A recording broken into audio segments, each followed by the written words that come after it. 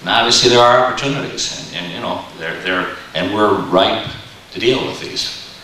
The key is obviously getting money, but we have a number of major engineering companies in this area. We have a number of major contractors in this area. There's a lot of suppliers, there's a lot of support services. So we tend to look at these as things that we got to do, but that's money. That's money that's spent in the community as first and secondary and tertiary rollover possibilities. And if we can get some federal money in, that's real money coming into the community. So really, if you think about highways, us, sewers, and the water department, we are the construction economy of Cleveland. We are the major economic drivers of the Cleveland economy. We need to think about them as drivers. We have to think about how we bring that money in, how we spend that money, and how we open up opportunities for people in this community.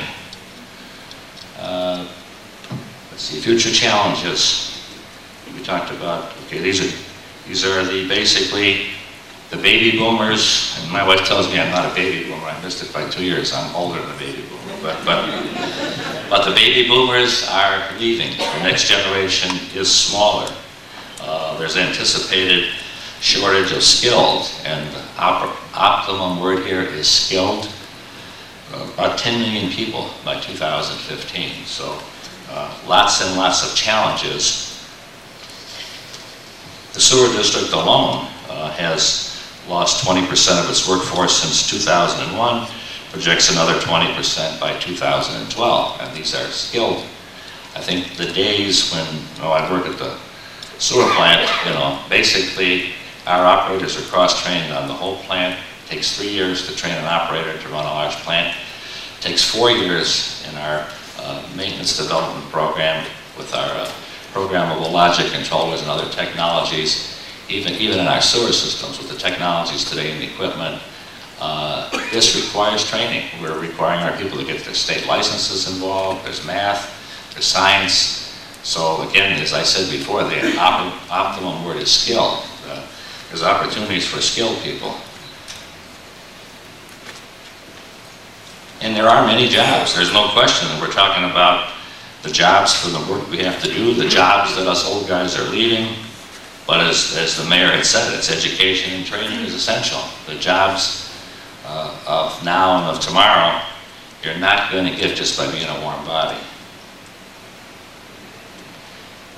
I think but we do have resources in this community. We've got major low educational schools. We actually developed a program, or Lorraine Community College developed a program for us to train our mechanical, electrical maintenance people in the technology. They have tremendous capacity. Tri-C has capacity, Lakeland, the VOED schools, Polaris, Cuyahoga Valley. I remember at some place that Mercedes-Benz mechanics make $100,000 or something. So I mean, there are jobs out there. They pay good money, but you got to be trained, and we have the capacity to train people here.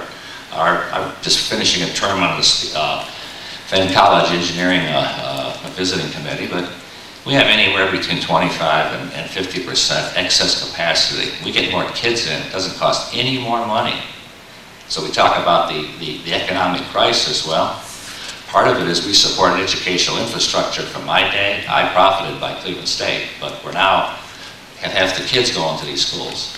Doesn't mean we can't have more kids, we just don't have them in the school. So these facilities are just sitting there, and one of the biggest answers to the educational economic crisis at the higher level is to get more kids going to college. Just like one of the biggest answers to Cleveland's economic problems and the cost of infrastructure is to get more people paying those sewer bills. So it's about people, it's about people coming back and supporting these things. Future challenges.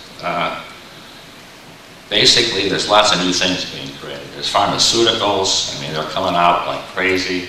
Better living through chemistry. We used to talk about, we don't use that term anymore, but it's still better living through chemistry. I think it was DuPont or somebody. It was not politically correct to use that term, but we rely heavily on chemistry for better living. All the cosmetics, antibacterial soaps everywhere, and the nasty little guys called endocrine disruptors that are really messing with fish and when we hit the Water Environment Federation, a national group of 45,000 people, the incoming president 2 years ago got our attention at the opening comments to about 1,000 people. A woman, an engineer, said, I think most of you guys here today got more estrogen this morning than you really like to have. So we need to think about what's happening. But again, this is an area where we do research. We have universities, we have major medical institutions, we have capabilities to be looking at drugs, not only how they affect people, but how they affect the environment.